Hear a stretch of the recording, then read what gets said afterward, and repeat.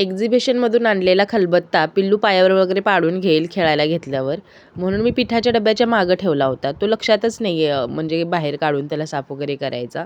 तर आज लक्षात आलं आणि म्हटलं चला त्याला पहिल्यांदा साफ करूया. तर पहिल्यांदा तर मी खलबत्ता छान धुवून घेतला. त्याला हळद आणि तेल लावून घेतलं. हा खलबत्ता मी ज्यांच्याकडून घेतला त्यांनी सांगितलं की ह्याला ऑलरेडी तेल हळद लावलेली आहे, तुम्ही याला आता डायरेक्ट धुवून यूज करा म्हणून. तरी सुद्धा आपल्या मनाचं काही समाधान होत नाही, म्हणून मी याला हळद आणि तेल लावून घेतलं.